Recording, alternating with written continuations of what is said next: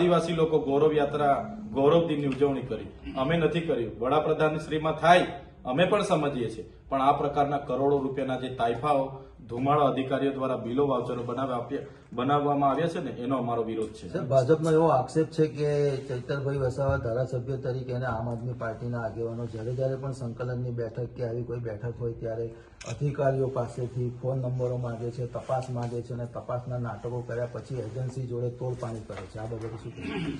આ તમામ પૈસા કોઈ પાર્ટીના કે ભાજપના સાંસદના કે એમના મુખ્યમંત્રીના ઘરના નથી. આ પૈસા નર્મદા જિલ્લાના આદિવાસીઓના વિકાસના પૈસા આમણે વાપર્યા છે.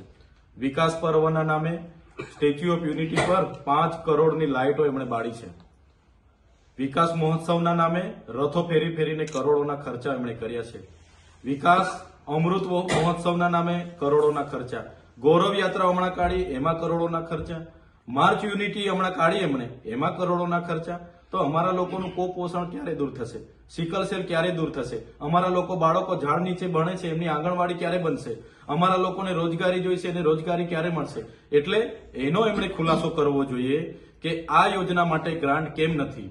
એમણે જે રાજપીપળામાં માન્ય સાંસદ મનસુખભાઈ વસાવાએ એમણે જે એમના જિલ્લા પ્રમુખ સાથે 10 કરોડનું કમલમ બનાવ્યું, તો સાંસદના પગારમાંથી બનાવ્યું છે, સાંસદના ઘરની શેરડીના પગારમાંથી બનાવ્યું છે કે કઈ બેંકના લોનમાંથી બનાવ્યું છે, એ સાંસદ ખુલાસો કરે. અમારી ઓફિસ તો આજે પણ અમે ભાડે ચલાવીએ છીએ. નાની ખોલીમાં અમે બેસીએ છીએ, એનું 8,000 ભાડું આપીને અમારી ઓફિસો અમે ચલાવીએ છીએ.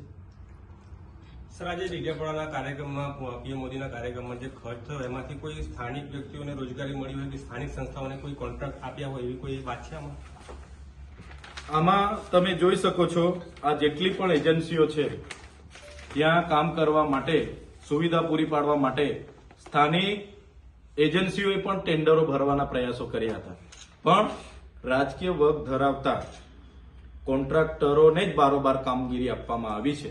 અને કામગીરી આપી તો આપી, પણ 10 ગણું વધારે પેમેન્ટ, જે ડોમનું પેમેન્ટ ચૂકવ્યું, મંડપનું ચૂકવ્યું અને સ્ટેજનું 3 તબક્કામાં ચૂકવ્યું, એટલામાં તો 5 સેટ મંડપ, ડોમ અને સ્ટેજ આવી જાય.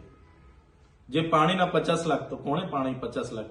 જે તમે મોબાઈલ ટોયલેટના 2 કરોડ 40 લાખનો એમણે વાઉચરો બનાવ્યા, 2 કરોડ 40 લાખમાં તો નવા ઝાંઝરું બાથરૂમ 1000 બની જાય. તો આ જે પ્રકારની પ્રજાના ટેક્સના પૈસા વપરાય છે એની સામેનો અમારો અવાજ છે. અમારે કોઈ વ્યક્તિગત સાથે લડાઈ નથી, પણ અમારી લોકો માટે વિકાસના પૈસા આવે છે અને ભાજપના કેટલાક વર્ગ ધરાવતા કોન્ટ્રાક્ટરો અધિકારીઓને સાથે રાખીને જે કૌભાંડ કરે છે એ અમે થવા નહીં દઈશું. કોઈ પણ હશે, અમારે કોર્ટમાં જવું પડશે, અમે કોર્ટ સુધી પણ જઈશું, કોર્ટના દરવાજા પણ અમે ખટખટાવીશું. એક આક્ષેપ આપણા પર એવો થયો છે કે આ જે આખું જે પ્રધાનમંત્રીના કાર્યક્રમનું જે બિલ છે એમાં 75 લાખની માંગણી આપણે કરી છે, ચૈતરભાઈ વસાવાએ ખાસ. મેં જે પણ લોકોએ મારા પર આક્ષેપ કર્યા છે એમને મારી આપના માધ્યમથી વિનંતી છે, આપ અમારી સામેના પુરાવા હશે તો આપ, તમારી પોલીસ છે, તમારી સરકાર છે, તમારા અધિકારીઓ છે, તમે મારા પર પુરાવા સાથે કાર્યવાહી કરો. અગર જે પણ મારા પર આક્ષેપ કરશે અને પુરાવા રજૂ નહીં કરે અને પાયાવિહોણો આક્ષેપ કરશે તો અમે એમના પર લીગલી કાર્યવાહી પણ કરીશું. પહેલા 5%ની માંગણી હતી, પણ એ સ્વીકારવામાં નહીં, તો છેલ્લે 75 લાખ અને 75 લાખ નહીં તો જે હોય તે અમે લઈ લઈશું, તમે આપી દો એવું પણ કીધું છે. તો એ જે પણ જેના પર પણ પુરાવા હશે એ રજૂ કરે. આના મૂળમાં ભાજપના કેટલાક લોકો એમના અધિકારીઓને સંકલનમાં રાખીને આ બિલો મંજૂર કરાવીને પાસ કરાવ્યા છે. જે થિયરી ભાજપના લોકો બોલે છે ને, એ થિયરી એ લોકોએ અપનાવેલી છે. અમે તો એ જાણતા પણ નથી. તમે મારા નંબર, મોબાઈલ નંબર આપું છું, તમે કોલ ડિટેલ કઢાવી લેજો.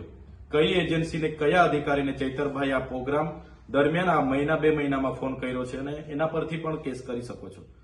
મારા મોબાઈલ નંબર ટ્રેસ કરો, મારા મોબાઈલ નંબરના કોલ ડિટેલ કઢાવો, કરો ફરિયાદ. પુરાવા હોય તો કરો, હું તો કેમ છું ને, કરો. એટલે આ પાયાવિહોણી બાબતો છે. આ આખા મુદ્દાને ડાયવર્ટ કરવા માટે વાહિયાત વાતો એમના પદાધિકારીઓ દ્વારા કરવામાં આવે છે. પણ આદિવાસીઓના અમે પ્રતિનિધિ છે, આદિવાસીઓના વિકાસના પૈસા એમના તાઇફાઓમાં અમે વાપરવા નહીં દઈશું.